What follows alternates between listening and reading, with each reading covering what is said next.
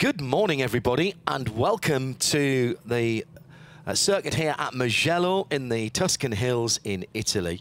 Lovely to have your company. It's a big weekend for the first European round of the Hankook 24-hour series, and delighted to say we've got a couple of extra races for you this weekend with the crossbar battle, with a couple of races today. Decent grid, 20 cars on the grid out there in the early morning sunshine. Pretty chilly overnight, but temperatures starting to rise now towards double digits at least in the Celsius scale. My name's John Hindhoff, and as part of the RSL team, we'll be covering all of the action this weekend, live in sound and vision now for this crossbar battle. Alongside me to my right, the man who's head of PR of customer sport racing for KTM Crossbar is Manfred Wolf. Good morning, Manfred. This is my first time to Mugello in person. What a fantastic place to start your European season. Yeah, wonderful. Good morning from my side. Great to be on your side for our first race of the season.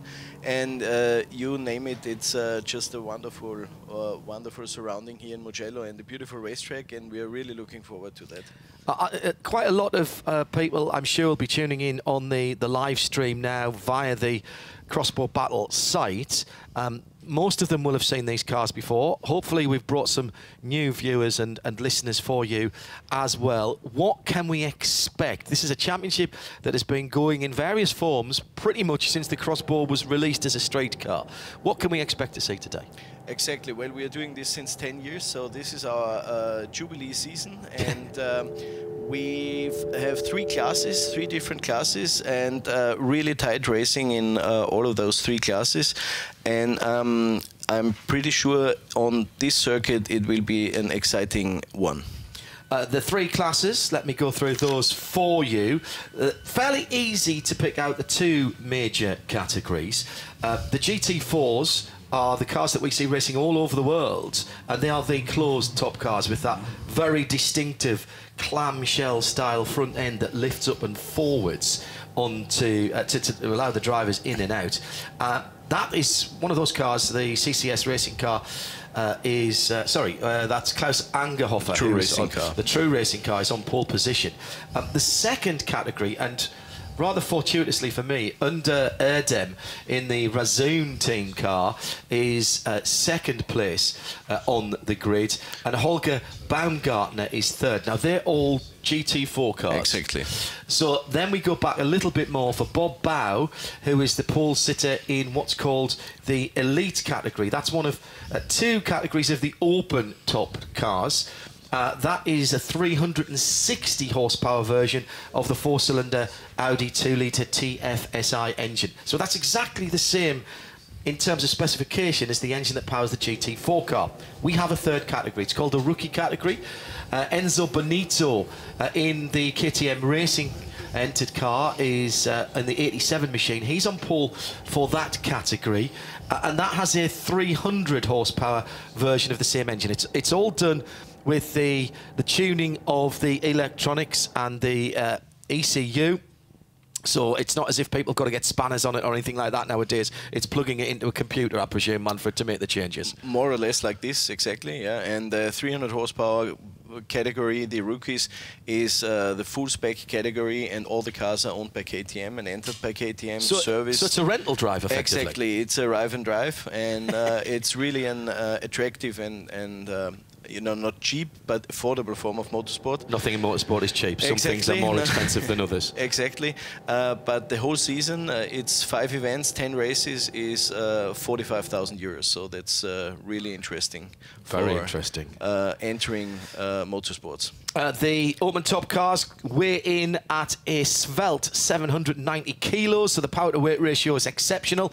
The open top cars, look at the design of them. They're fairly funky. They haven't changed much since we first saw these cars. I remember seeing the prototype being unveiled, the road car, at Geneva in 2008. And they haven't changed that much, but that funky exterior belies an aerodynamic bodywork that produces 200 kilometres an hour, something like 200 kilos of downforce. Obviously, the GT4 cars with their big rear wing and the enclosed cockpit, they're even more aerodynamically efficient. They weigh in at 1,000 kilos. That's the homologated weight in GT4 spec, and that's the homologation that they run to in this all crossbow battle championship. We have a 25-minute race to come around the circuit here at Mugello, which, Manfred, is pretty challenging for the drivers, but a perfect circuit for crossbows because everybody talks about how much grip. They've got a lot of mechanical grip, but in the faster stuff, they've got a lot of aero grip as well. Exactly, and that's what you need here at Mugello with those fast and flowing corners. And I think it's a perfect track for our car. And all the drivers that I talked to yesterday after free practice and qualifying, they have loads of fun. Now, quite a lot of the names here will not be particularly well known to our viewers and listeners, unless you're connected with them, of course, and many of you will be watching on the KTM live stream here. However, one I picked out was Enzo Benito, the Assetto Corsa race driver from the virtual world of racing, one of the increasing number of drivers who's come through from that side of things to race in real life. He was, if you remember back to January, in Mexico City, racing in the Race of Champions and beat a couple of big names there. Exactly, he raced against Ryan Hunter-Reay, or he won against Ryan Hunter-Reay and against Luca Di Grassi. In the crossbow? Actually, I'm not 100% sure, as they're changing cars all the time, but I think he beat one in the crossbow. And I mean, that's pretty much of an interesting achievement when you come out of the sim racing world and step into the real car. And as you can see here on the grid, he is really fast. Now, who else should we be looking out for? Obviously, Klaus Angerhofer, who put the pole position time in. He sits on top of the timing sheet at the moment. That's a name we've got to look out for. It's going to be a rolling start. He'll start from the beginning. Who else have we got to look out for, and how many of these people have done the championship in previous years? Well, Klaus Angerhofer is a very experienced driver. He was, throughout those 10 years, he was twice a champion in different categories, and he's also racing with True Racing in the 12-hour race. And bit of sneaky practice for that then. Exactly, he was here already 2 years ago at the 12-hour race, so he knows the circuit maybe best of all drivers. Then Önder Erdem on the second position is a bit of a surprise. I mean, he's a fast guy from Turkey, but we didn't expect him to be that fast, so great achievement from him. And Holger Baumgartner is also one to look out. He's a champion from last year in the elite category and stepped up into GT4 now. Okay, good. And I expect him to be a challenger for Klaus and Önder. Tell me about the pole position man in the 45 in the elite category, Bob Bau. Yeah, it's obviously not his real name. This is a nom du cause. Exactly, but Bob is also... What can you say about him? He's one of the regulars in crossbow battle. He's really fast, one of our really fast gentleman racers, and yeah, it could be a hard fight here between the GT4 cars and the open top cars. Smashing. Looking an absolute picture down there on the grid with it all set up for the formalities here at Mugello. We're a couple of minutes away before these cars roll off in the early morning. Second race later on today as well. That's Felix Hoffa in 15th position in the number 83 car. That's one of the open top rookie cars, so 300 horsepower for Felix underneath his right foot. Exactly. We've got 12 competitors in rookies, and 10 of them never raced. So actually, 10 of them are doing their very first car race here, and they all performed so well. We were really impressed yesterday. The times were really close, and we expect great fights throughout the field. Because I haven't been here before, I went for a drive around the external road here, which, by the way, would make a fantastic single-stage rally. If you ever have, I think it'd probably be slightly too dangerous, but it was great fun. And I was standing up on the bankside watching these guys. I was quite impressed.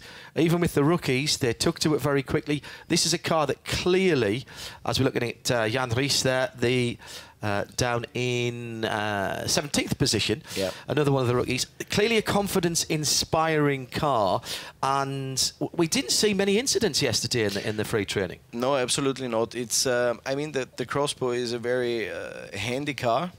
It's on the edge. You have to know the edge, but when you know it, it's very easy to handle. And so, as you mentioned, Jan Ries, he and Leon Wasserteurer, they are both 17, so they are stepping out of the kart, and they did karting and now do their very first very first car race. Now, left-hand drive, all of these cars, carbon fibre centre section, as the street cars are, so that's exactly the same. And if you look carefully when we see some of the interior shots that Seb is shooting for us down on the grid, you will see there is a gear lever in there. So these are 3-pedal cars. The Rookies Challenge cars are 3-pedal cars with a manual gearbox. H pattern? H pattern, right? H pattern, also the elite cars, and in the GT4 cars we got a sequential gearbox. Sequential, but still with sequential with pedal shift. With paddle shift, yeah, okay. Exactly. So that's a big step up there.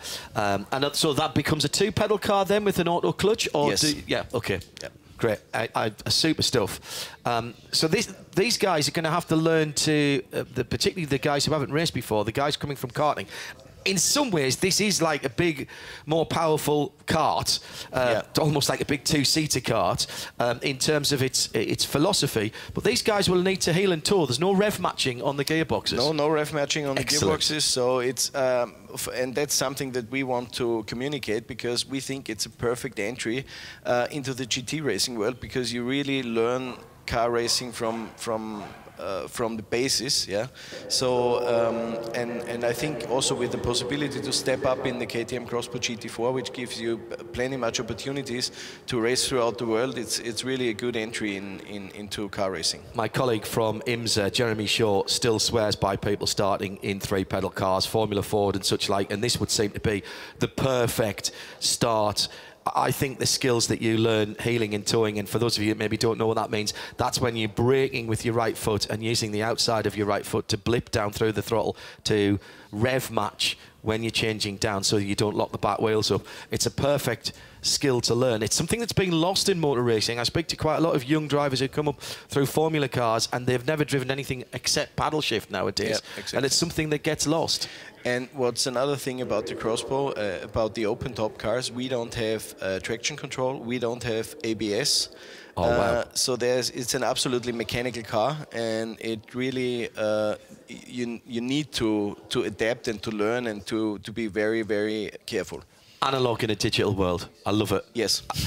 Look at the back of all the cars when we get a chance to see them as we're counting down. As you can see, the lights are going off above the gantry. 25 minutes on the clock. We're getting ready to get the formation lap underway. It will be a rolling start. Have a look at the back of the cars, because you will see the diffuser underneath the engine bay, which is, remember, this is a mid-engined car, beautifully balanced in terms of weight distribution for both the GT4s and the open-topped cars, and that is part of the aero of the car. The GT4s with very aggressive-looking styling at the front, with those extensions on the top of the wings to keep the air attached to the car over the top of the cockpit that they have closed in, of course, and then to make sure that the rear wing is doing its job at the back. Little more cleverly done on an open-top car. You don't get the same sort of airflow on the open-top car. Still a rear wing and still bodywork, but you notice it's almost open wheel, isn't it, that car? It could be like a big formula car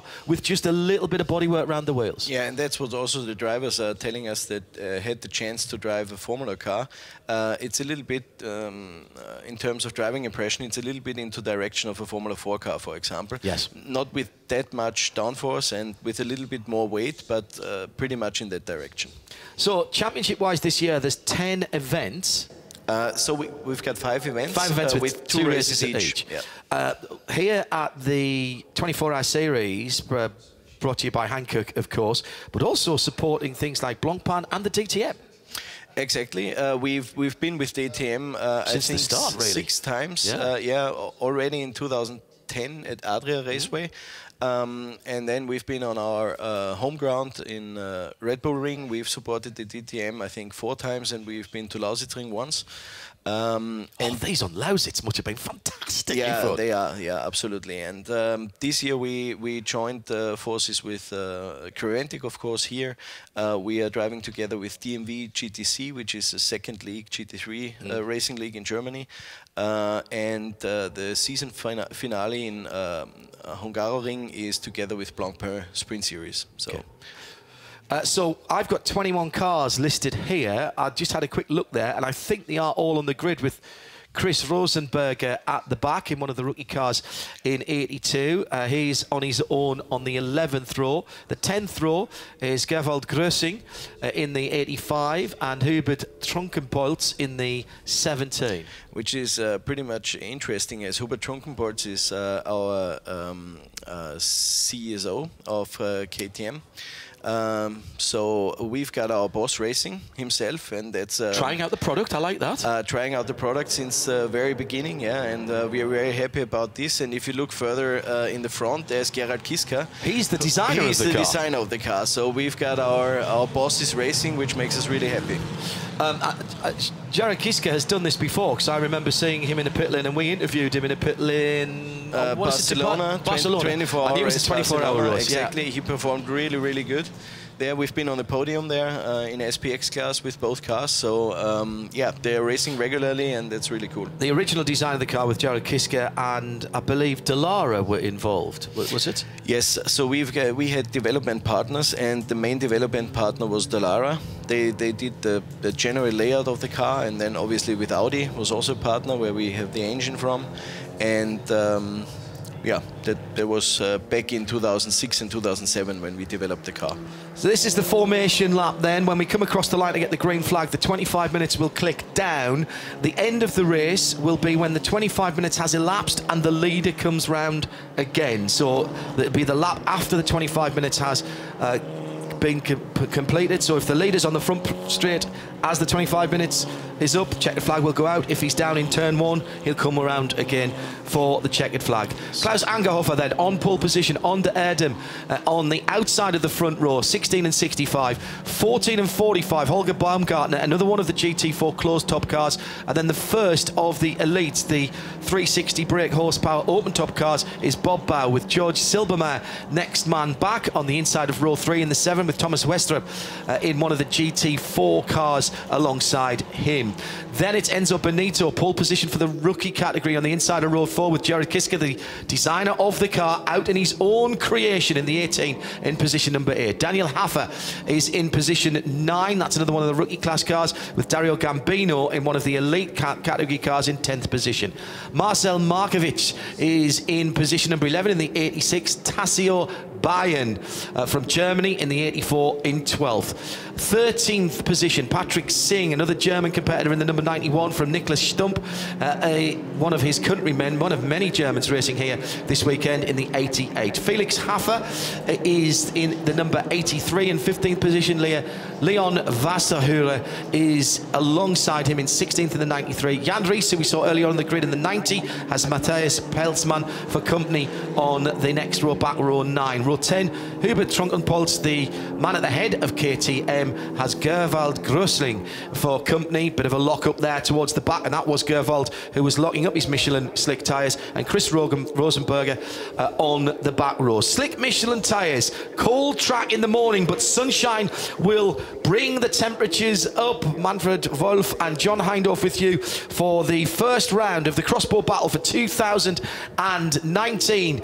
at the Hankook 12-hour weekend here at Mugello. We are bringing them down nicely. Klaus Angerhofer has brought the field together. One or two gaps at the back, they're a bit straggly. Green light goes on. Fantastic start from further back on the grid. That was the number 88 of Niklas Stump, who was all 4 Michelins on the grass for a moment, but it's nice and dry as they head down this long, long run over the brow, down to the first corner. Really difficult to pick out your braking point, and in fact there's a big lock up there down the inside by Bob Bow, who was having a little look in the white and black car through turn 1 and up to the chicane at turn numbers 2 and 3. Everybody's got through a pretty decent start, Manfred. Yeah, very good. No incidents, no crashes so far, so happy about that. Yeah, but you've got to sell some spare parts, you know. The pole sitter gets away in that number 16, Klaus Angerhofer. So he's got clear track ahead. Oh, Thomas Westrup having a look down the inside there. I think that was George Silbermeyer that he tried to go up the inside, the number 7, going into one of the quicker parts of the circuit. It's not that wide around here, but you can get 2 and sometimes 3 crossbows side by side. Yeah, and I think Thomas Westrup touched Georg Silbermeyer there on trying to pass him, but both cars can continue. right the way out to the left-hand side of the circuit, climbing up towards the end of the track now. Very quick, these two right-handers in the middle part of the circuit. It's towards the end of the lap, but in the middle of the circuit, because the first corner goes around the outside of that in the way the layout is here. It's a fantastic circuit. Then through the chicane, now coming down towards the final corner. Have to be really patient on the throttle here. You can go very deep indeed as they climb and then fall. The topography here is absolutely lovely. 65 in second position is the Turkish driver Under Erdem, and now they're heading towards this long left-hander. I have to correct myself. The touch that happened from Thomas Westerp didn't hit Georg Silbermeier, because Silbermeier is on the third place. He had a great start. It was Bob Bau that was touched by Thomas. So that means that Silbermeier now is the leading elite car. Code 60. So we're running under the Kreventnik rules here. So that's no passing. Watching out in the back of the picture for everybody not picking up those flags. And this is a danger time as off onto the grass goes the number 18, and that was very close indeed to an accident. The problem was for a car in the gravel. Now I said 18 there. Was that 81 maybe? Matthias Peltzman, who had to go on the grass to avoid the cars. It should be 60 kilometers an hour. In the gravel is the number 83. That's Felix Hoffa. And he's lost a left rear wheel. Yeah. The whole wheel assembly is gone. And now they're 4 studs wheels. That's not a centre lock wheel on there. No, there's no centre lock wheel, no. But as I see that the wheel cover was broken, so maybe there was a touch and then the wheel broke off. Yeah. Left rear gone.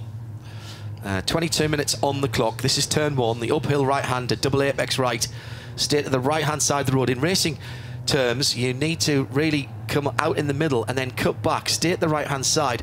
You can use a little bit of the curbs on the first chicane here at Mugello, which is the left then right, then down to Casanova, which is a corner that can really mess up your lap. The right-hander, yeah, that car is going nowhere, and that's going to need some assistance to get out the gravel. So that's bad luck for Felix Hoffa, who'd made a decent start. Jan Ries has dropped down to the back of the field.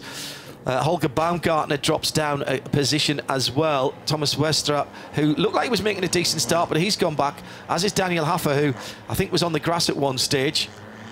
Guys making up positions. Georg Silbermeier, who's up into third and leading the elite class. 2 GT4 cars leading, Klaus Angerhofer and Under Erdem. Then Silbermeier, then Baumgartner for the GT4s. Best of the rookies still Enzo Benito holds on to a 7th position, but they're all in line through what is effectively a parkland backdrop here for Mugello circuit. Now let's see if we can pick out what actually happened in that early lap, as the leaders are still under code 60. No safety car on the circuit. Think of this, if you like, as a virtual safety car in Formula 1 speak.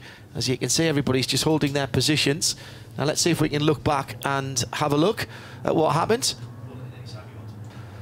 as the cars were coming through the long right-hander at the far side of the circuit from us.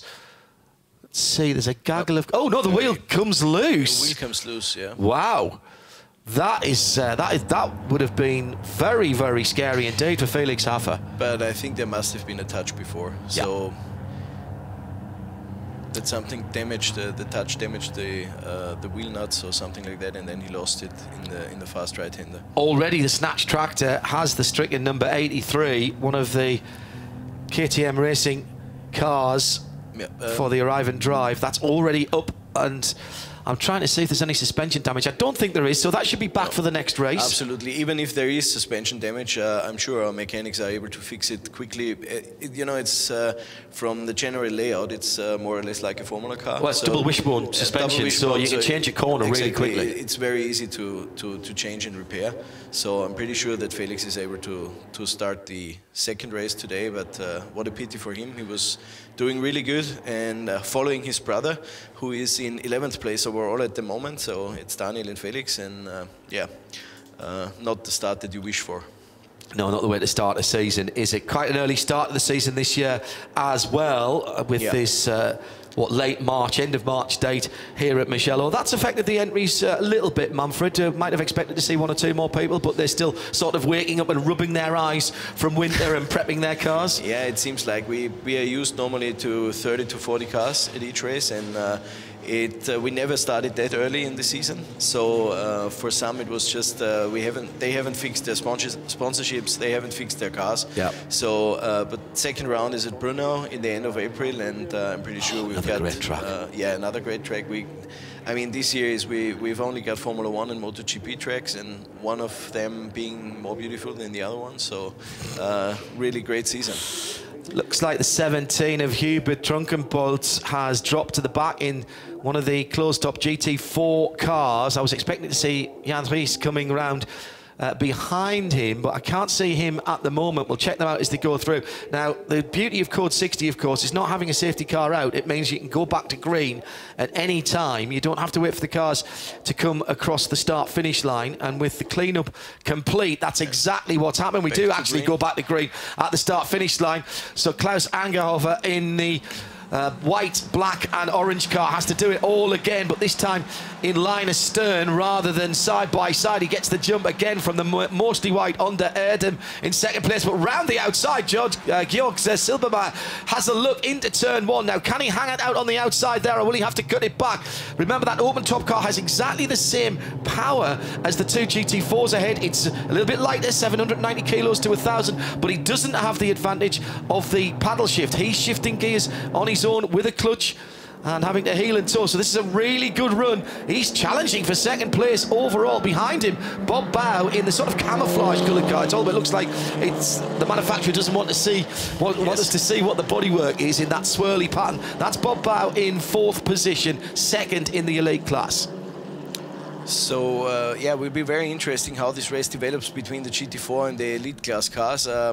Both of them have advantages at some points, and so I'm really looking forward to it, how this develops. Well, 2 distinct 2-car battles at the front of the field. Still the top rookie is down in ninth. Patrick Singh has got the drop on Enzo Benito on the restart, so watch out for the number 91 car further back in the field, as the leading pair are the GT4 cars. Angerhofer from Erdem, then Silbermeier, then Bob Bow in the mostly in the camouflage car, should I say, in 4th position. Holger Baumgartner is next up in another one of the GT4s. Easy to spot. It's first of all, it's a closed-top car. Second, it's purple and yellow. You won't lose that one in the paddock. There we have the battle, I think. 91 Patrick Singh is leading from the guy who was on pole position. Remember, the virtual racer Dario Gambino has dropped back. Excuse me, Enzo Benito has dropped back just a little bit. Jared Kiska side by side. Tremendous stuff. Corner. This is going to be a drag race down the front straight. First up over the little rise. Looked like the 91 got a little bit of a better run, Patrick Singh. So a bit of slipstreaming required here from the second of those cars with the blue and red stripes on the fenders. Here they come down the inside. That's a great move. Dario looking in his mirrors to see if he's got to put it. Was there a touch there? No, Gerald Kiska was trying to overtake both on the grass, I think, on the start-finish line. So. Well, Gerard should know the outer performance envelope. He's the man who designed this car. I'm not sure he had rallycrossing in mind when he designed this car back in 2006. He's in one of the GT4 cars, of course. Leaders have gone through. Still this battle for the rookie category. This is the arrive and drive category. And at the moment, the 87 of Enzo Benito has gone back through. He was the pole sitter. This is the man who came from Assetto Corsa, driving in virtual reality, and he's translated his hand-to-eye coordination very well into the real world. Probably means he's got more laps around here than anybody else as well. Yeah, obviously he knows the track really well, but he was like half a second faster than the second fastest rookies. Did that surprise you? Competitor. I mean, I expected him to be fast, but not that fast. What it tells you is how good the model of the car in the simulations are. Yes. And the models of the tracks. Yeah, absolutely. But in the end, you have to have a driver that is able to transfer it also into real world. So battling further down the field for 11th position, that's Daniel Haffer in the number 80. Right behind him, he's got Matthias Peltzman and Marcel Marcevic. They are all rookie category cars, so they're effectively battling for 3rd position. So the black car and then the 2 white and black cars, 3rd position on down in rookie category. The slightly warmer weather bringing some of the daisies out on the surrounding areas of the track. It's an absolutely picturesque situation for us here at Mugello this weekend. What's really interesting to see is as the track is at some places, like here in the last corner, it's really wide, so you see different lines resulting in different top speeds at the end of the long start-finish straight, and it's really, as you explained before, it's really a drag race for them. But now we see Enzo, he's able to pulling away. He seems really dominant already yesterday, and he's doing that now. Yeah, he's in the doing a good rookies job. category. Really, really good job. Patrick Singh in second position is actually being caught by that battle for third place. And just a look from our camera at turn one, just the track is by no means cleaned up completely. There was practice and free training yesterday for both the KTM Crossbow Battle and the Hankook Series cars. And there was a bit of an issue with some of the curbs as well that needed a little bit. It was the sleeping policeman, the sausage curbs, if you will, that needed reattaching. But the track's still very much in the early part of its season, and therefore offline it is quite slippery. Noticed a few people struggling yesterday. Hoffa leads by almost a second now in the 16 car that was on pole position, but battles down the field. Fourth position for the rookie category. 81 and 81 is Matthias Peltzmann, and 86 is Marcel Markovic. Two of the that's an Austro-German battle between those two, and the car ahead is third position, so third, fourth and fifth almost together. Now, with these cars having a bit of aero, what it's nice to see though is that they can follow each other pretty closely, so not too much that you're getting aero-induced understeer or aero push anywhere. No, I think that doesn't affect the handling of the car in any way, so it's good aero to say it like this. And now I have to watch a little bit on the exit of this corner, because we had some track limits issues yesterday in qualifying. There were really a lot of laps cancelled by race control, but today they are really doing a good job of avoiding infringements of the track limits. Back to the front of the field, Hoffa, Klaus Hoffa then, the Austrian from the Turk, in second place. And Under Erdem has closed right up on the leader now. It was a second at the start of the last lap. That is half now. And in fact, you don't need the stopwatch anymore. And neither does Erdem in second place, because he's now beginning to plan and scheme and plot and try and work out where he is a little bit quicker than the leader. Yeah, it seems like Under had made a lot of testing recently. We didn't expect him to be that close to Klaus, who is really one of the fastest guys in the GT4 car, and it seems like an exciting battle to be. Tell me about the Michelin tyres, Manfred, if you would. A spec tyre, so everybody's got exactly the same Michelin customer tyre. Is there a limit on how many new tyres you can use for the meeting? Absolutely. We have the limit for the rookies is one set of tyres per weekend. I mean, that's another positive thing about the Crossbow. The tyre use is really fair. It's very easy on the tyre as it is so light. And the GT4 teams and the elite teams can use one set per race. Right. And the rookies have one set per weekend. Right. Excellent. So that's to cover the whole of practice, trailing. Exactly. Yeah. Okay. Which saves, obviously. And typically, what do we see from the elite and the GT4 teams? Do they save a brand new set of tyres for the second race? They go everything on one set and then put a brand new set on for the second race? I think so. Yeah, that's like this. That makes sense. So tyre management not really important here, as swinging out of the final corner, Under Erdem has lost a little bit there. He made a little mistake in the last quarter of the lap, and that's brought him under pressure from Georg Silbermeier in the first of the elite cars. Remember that GT4s and the elite cars, same engine, same horsepower, 360 horsepower from the Audi sourced 4-cylinder inline TFSI engine.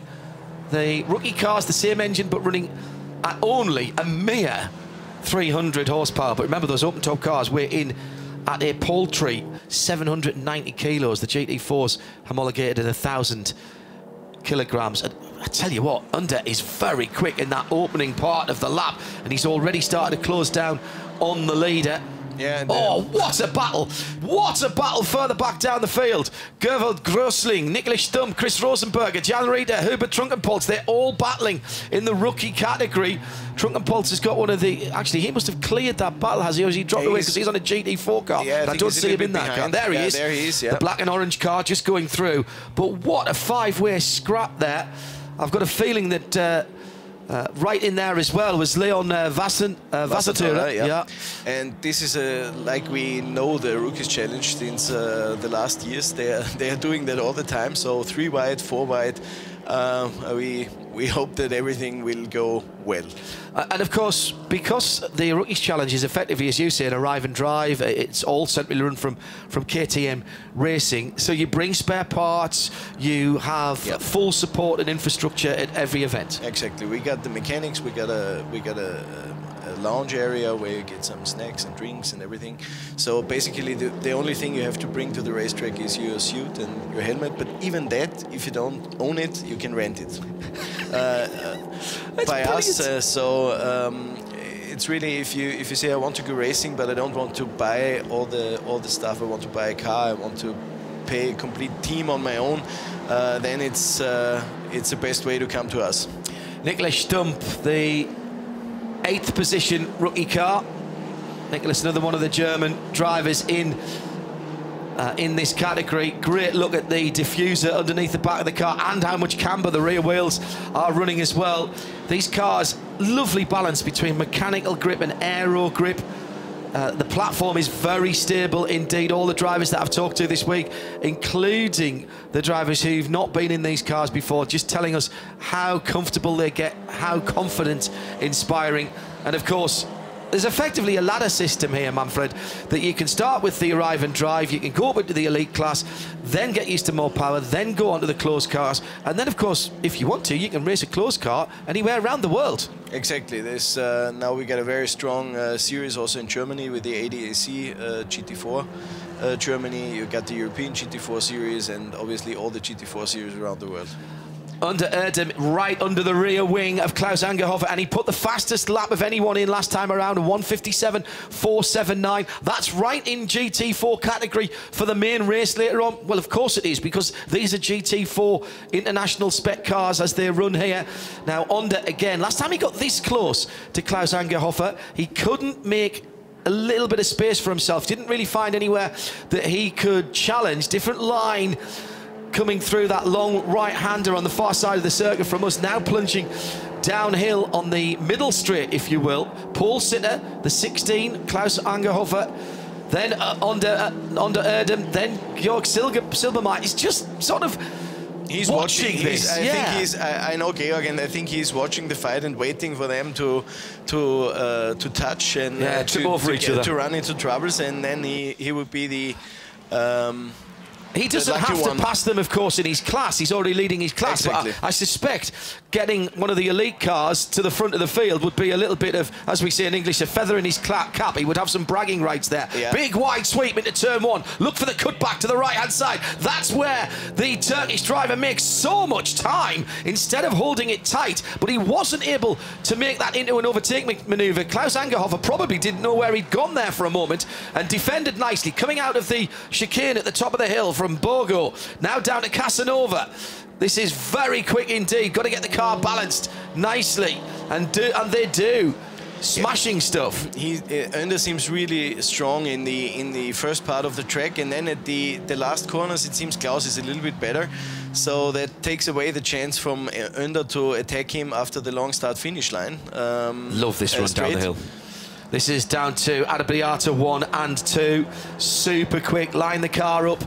Turn in. Your clipping point is just about where the scaffolding is on the 3/4 of the way around the corner.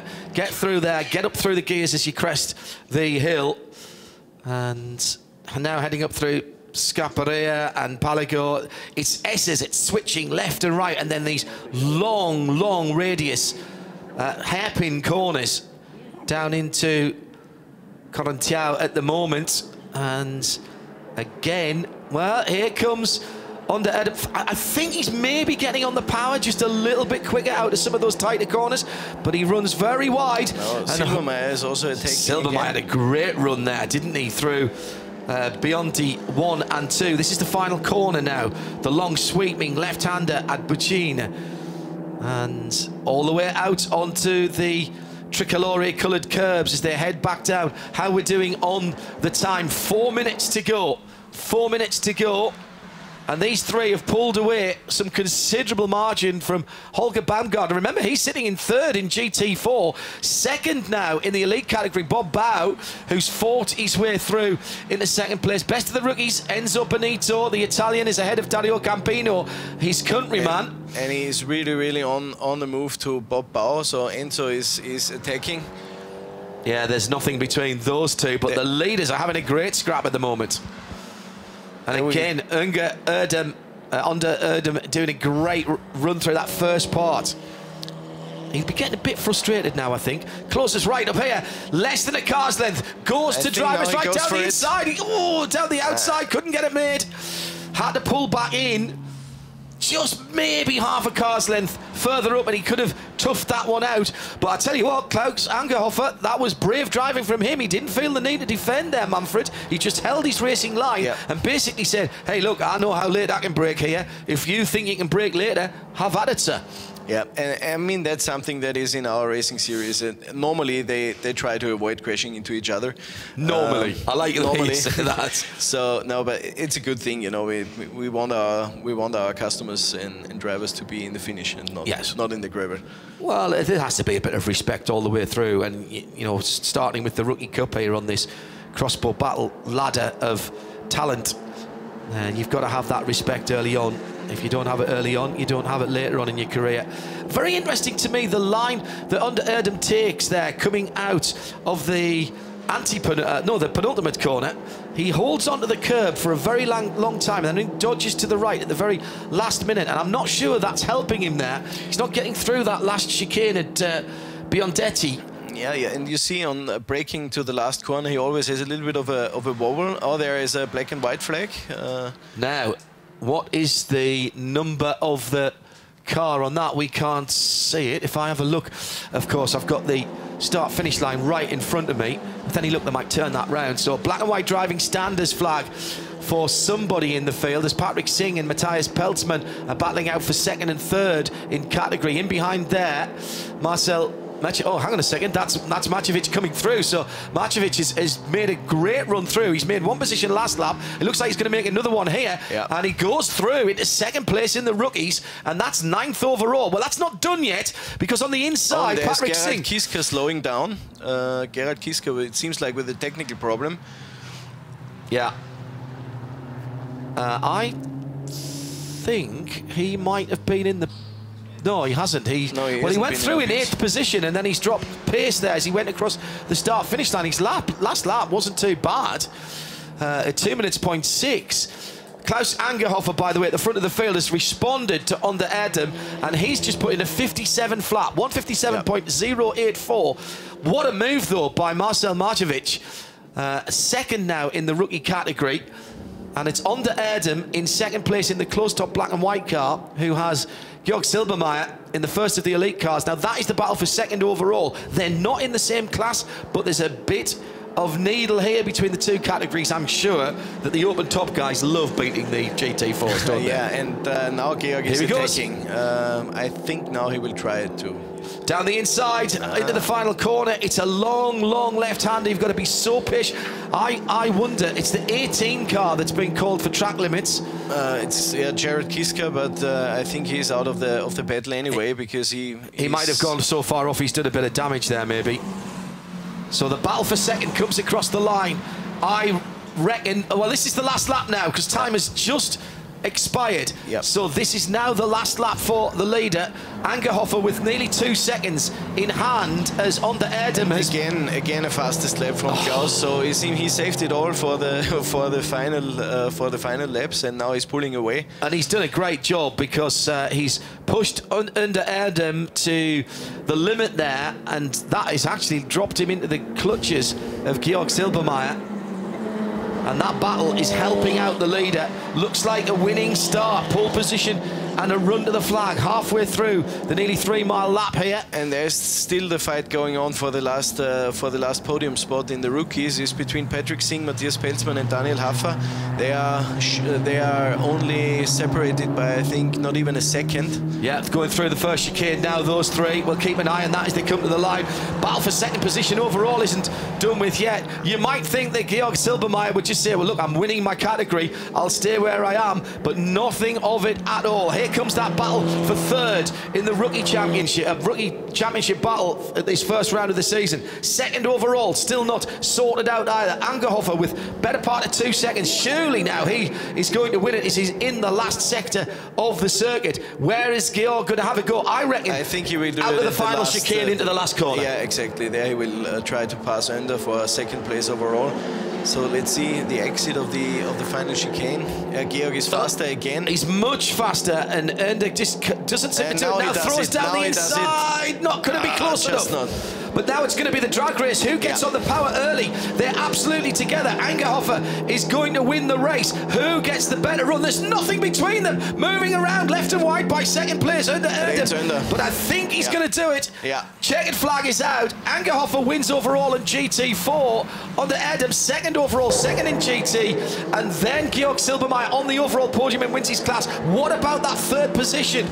Patrick Singh holds onto it, but there's still a run to the final corner. What's happened to Matthias Peltzmann? Enzo Bonito wins the rookies, and I think that we won't have any changes anymore here. Well, let's see out the final corner. Here comes the 91. No, it's not going to do it. No, it's going to be... He's too far away. Yeah, well, that was a good move then by Marcel Marcevic a couple of laps ago to take second position. That translates to the second step on the rookie podium. And then it's Patrick Singh in third, with Peltzmann, the unlucky man, one off the podium. Hoffa dropped away just in that last lap there. Then Niklas Stump, Leon Wasserhörer, Chris Rosenberger. So I think, and now it will be interesting because Chris Rosenberger and Gerhard Grössing, they are both rally drivers from Austria, and they decided to switch to circuit racing, and I think they got a close battle who is the best rally driver in the field. Got to say, a fabulous run by Klaus Angerhofer. Yes, absolutely. Pole position, he got the start, then he had to do the restart from the Code 60, never an easy thing to do early in the season. Looked to me, Manfred, like as though he paced himself and the car and the tyres perfectly, because I think his last 3 laps he improved every time and in fact took the fastest lap of the race. He saved a little bit of his tyres, and then he really pushed the last 2 laps, and it was a clear victory for him. Very impressive, very good result. Yeah, eased off on the very last lap to a 57.9. Fastest lap of the race, a 57.0. That was a couple of tenths quicker than the next best time, which actually was Georg Silbermeier, who did a 57.2, which was certainly much quicker than most of the other open-topped cars. Quite a few people on that last there. Rosenberger, Grössing, Trunkenpoltz doing their best laps of the race in that battle for 8th position in the rookie category. Manfred, thank you very much indeed for being with me. Thank you. Manfred Wolf, the head of PR and customer sport racing for KTM. You happy with that? I mean, nice clean racing, no accident damage, not too much work for the mechanics between races. Absolutely, really fair and great and exciting racing, and I think we will see that again in the second race. And I'm really looking forward to that. Well, that was going to be my next question. When you have 2 races in a weekend, quite often the guys are pretty sensible in the first race, but then take their brains out for the second race when they know there's nothing to lose. That is not necessarily the case here. I hope that won't happen. normally they are really behaving well. So. Now, in terms of the championship, obviously this is the first round of the championship for 2019. Each category has their own champion? Exactly. Each category has their own champion, and will be a very tough fight in all the classes as it looked today. The cars going into Parc Fermé, into the back of the paddock. We'll get them out on the podium as quick as we can. Let me run you through the results, if I may. And we'll start with the rookie category. Enzo Bonito, an Italian winner at Mugello in the 87 car, takes it relatively comfortably.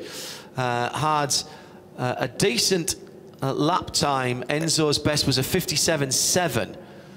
So he was only 7/10 of a second slower than the fastest GT4 car in the race. So that's pretty good. Really impressive. Yeah, and that's with some 60 horsepower fewer than the guys in the elite open top cars and the closed top GT4s. So Enzo, congratulations. Marcel Marjovic, German driver in second in the 86, pulled off that great move, big draft down the front straight, and then toughed it out into turn one to take that a couple of laps from the end. Patrick Singh having to fight from Matthias Peltzman and Daniel Hoffa in the last, lap and a half, certainly, but held on to third place in the 91. In the elite category, third place overall, and a real challenge to the two GT4 cars ahead of him for Georg Silbermeier. That was a great run for the Austrian. 57.2, his fastest lap. In second place in elite, Bob Bout got mired in the some of the other cars around him for a while. It looked like he could finish higher up the grid than that, but he will finish 7th overall, but he's going to get the second place trophy. Maybe the touch that he received from Thomas Westup costed him. That's a good point. A little bit of... Yeah, a little bit of a handling imbalance. Third, Dario Gambino ended up in the pits in the elite category after his woes early on. And that leaves the GT4 category, first and second overall. Klaus Angerhofer and Ender Erdem were first and second in respectively the 16 and the 65 cars. Third, Holger Baumgartner. I think they'll all be happy with those results. Thomas Westup was in 5th position overall, 4th in that category. So he's, again, there, the unlucky man who is just off the podium. So trophies and some celebration to come, and then another race later on today. Exactly, looking very much forward to it. Hopefully the weather will stay the same. It's almost perfect conditions. And coming up next, for those of you wanting to know what's going on in the Hankook 12 hours, we'll have audio coverage of the free practice session over on the Radio Show Limited network. I think that's on RS1 today, but check the homepage at radiolemans.com. At the bottom of the homepage, you'll see that on there on RS1, 2 and 3, the 3 programme schedules for live events. We'll just wait for the drivers to come through so we can give them their dues for fighting out that race. I suspect, Manfred, that there'll be people watching that and hearing you talking about 45,000 euros for a season that will think, that's not an awful lot of money. I'd like to know more about that. How do they find out more? They found out on the Crossbow Battle webpage, which is x-bow-battle.com. x-bow-battle.com. Exactly. Okay. And that's, in fact, where you're watching this at the moment. Now, it's going to be Nick Damon who is going through the formalities down on the podium. So let's, with my thanks to Manfred Wolf alongside me, before we go that, we can have a little look at some of the highlights of the first round of the championship, which started in beautiful conditions here at Mugello.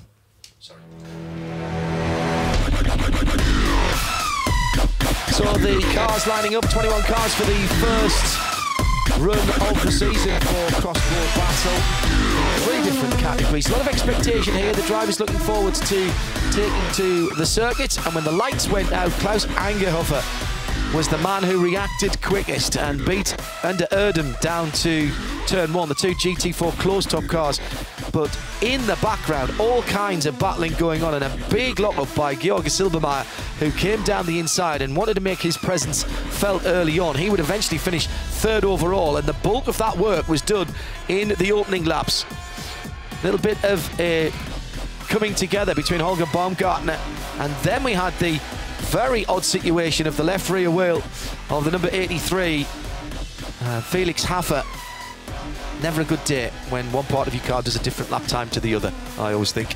That brought out code 60 for almost a whole lap. The Snatch Tractor did its job, and when we went back to green, Klaus Angerhofer had to do it all again, with Ender Erdem not really getting the restart that he wanted, and all the action was in the midfield as the battles continued with side-by-side action over the top of the brow down towards the first corner. And for a moment, Georg Silbermeier looked like he was going to take second position in that open top car.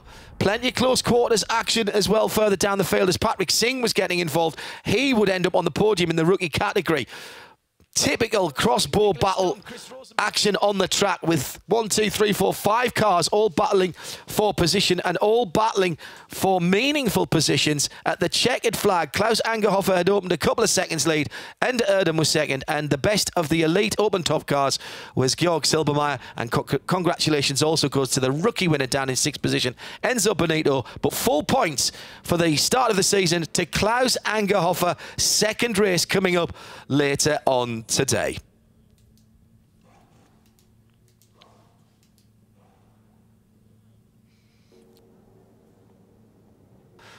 So we can pop down for the formalities now to RSL's Nick Damon, who's on the podium here at Mugello. Not a bad way to start the weekend, Nick. Excellent way indeed. An excellent way indeed. Yes, it's a very lovely seat up here in the podium. We are still lacking any drivers, though. You look a bit windswept this morning, Nick. I mean, it's nice and nice and bright, but that wind's still a bit chilly. It is blowing a light gale when you get up in the open here, and it is a little bit fresh. Let's say fresh, but we're only at 10 o'clock. By the time we get to the qualifying and the race, we'll be bathed in sunshine, and Joe and I will be in our shorts and T-shirts, I'm sure, for the main part. Please, no, we want some viewers this afternoon. Fair enough. Okay. You were standing up there watching some of the race. You got to see some of the best action there on the start and the restart. That's a lot of. These cars look like a lot of fun. Well, firstly, a lot of fun. The only thing I would say is I'm not quite sure how he managed to have a massive coming together when the Code 60 got thrown, because it surprised a lot of people. I think the first sign of the flag was actually on the start line gantry, and everyone was at full whack. Yeah. And they required the very, very obedient desire to get down to 60 kilometres, of course, in that quick speed did cause some interesting off-track excursions. We had one car way off the left, one car almost hitting the wall to the right, but they managed to avoid each other. And we did see some great racing. And the surprising thing for me, of course, was that the GT4 cars and the fastest of the Pro cars were pretty much of a par in pace. Well, yes, both have the 360 horsepower engine, very different aerodynamics on those cars. But you would have thought, wouldn't you, that an H-pattern stick shift with three pedals would have been at a slight disadvantage, particularly on this serpentine track where you're snicking down the gearbox into some of the chicanes. But Georg Silbermeyer, actually, I thought, did a very good job. And I think if had he been on his own, he might have actually been able to make the gap back to Angerhofer. But Ender Erdem, the Turkish driver, did very well in second place.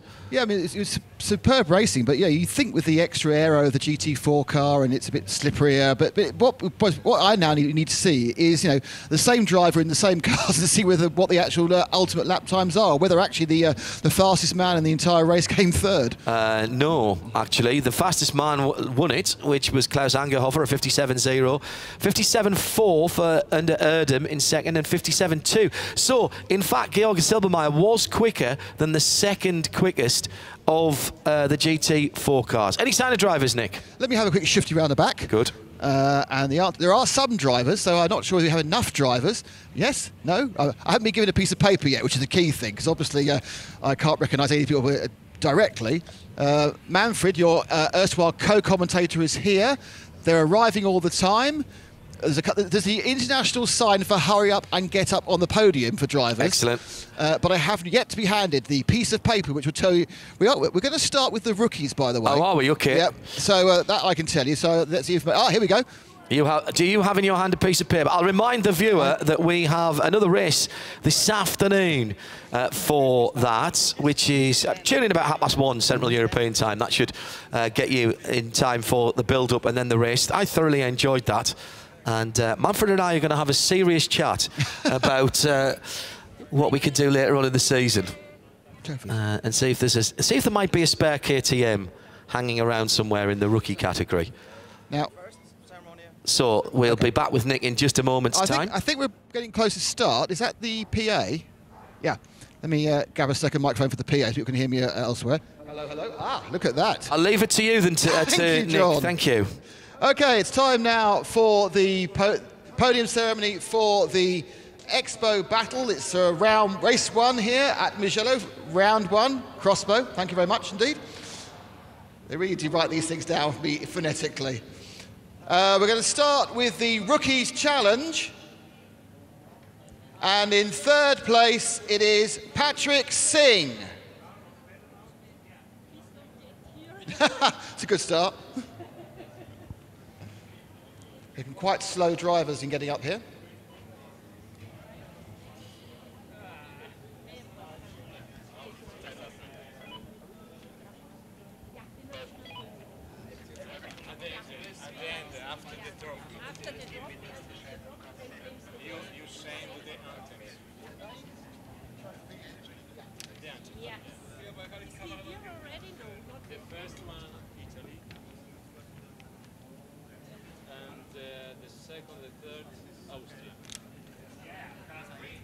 Patrick Singh, are you here yet?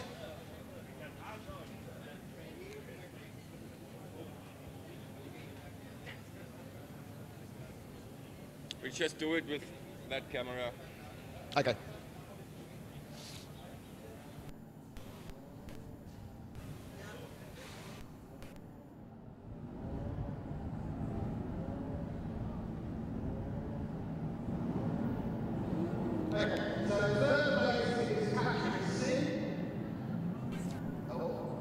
He's running.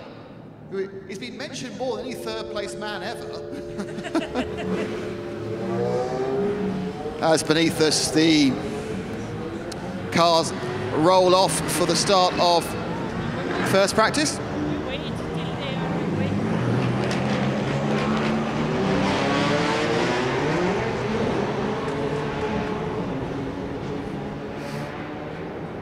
Okay, now we can begin the podium ceremonies for the crossbow challenge. Race 1 of 2, the crossbow battle, and in third place is Patrick Singh.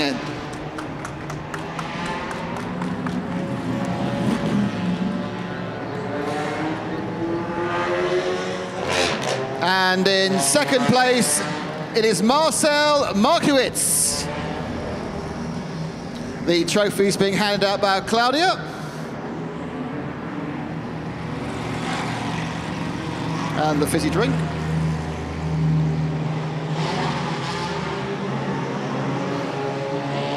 And the winner, Enzo Bonito.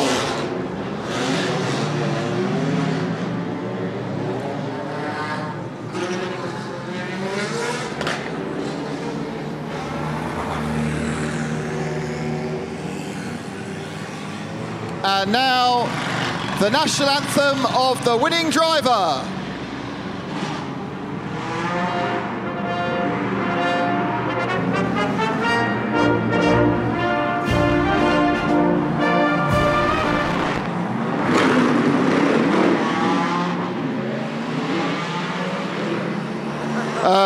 You're not spraying it then?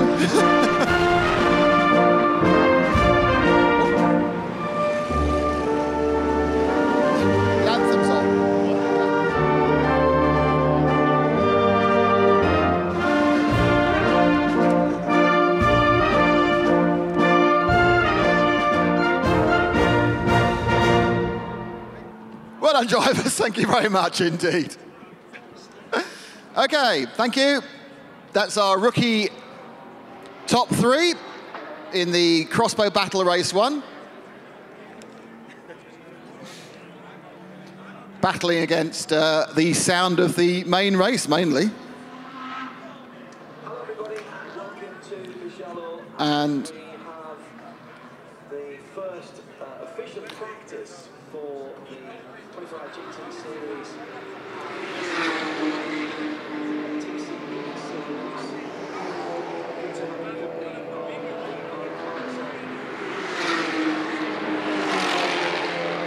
And now we have the award for the elite sprint class, and in third place, Dario Gambino.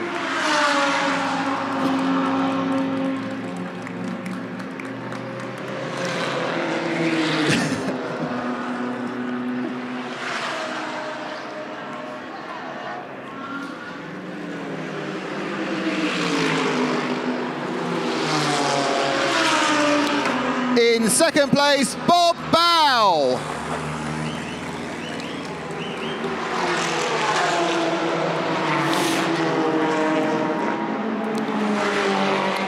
And your winner, Georg Silbermeier. There you go, Georg.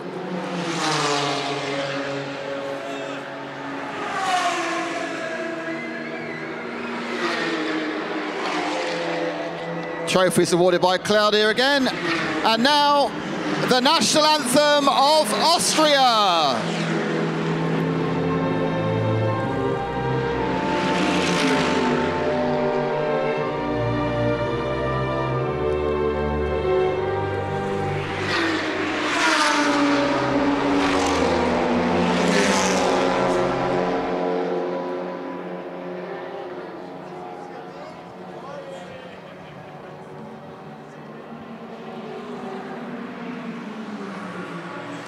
Thank you, drivers. Congratulations. Thank you. No worries. And we'll just set up for the final podium. Crossbow battle race 1 here at Mugello. Race 2 underway at 1:35 local time.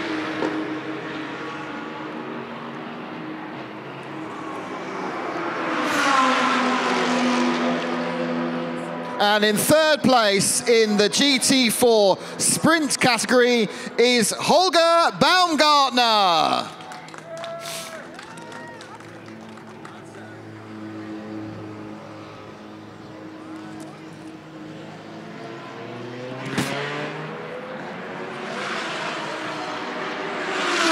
In second place is Onder Erdem.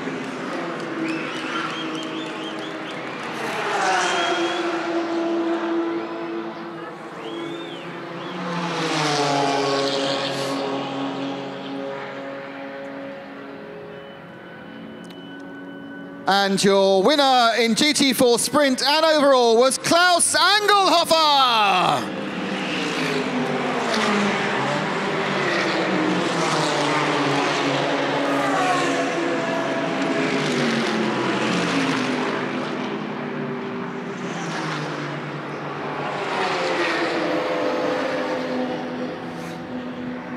And now the national anthem of Austria.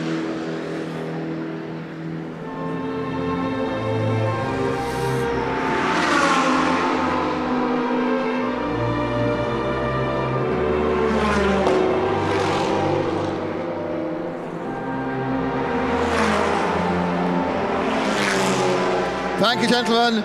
See you all in another few hours for race 2 of the crossbow battle.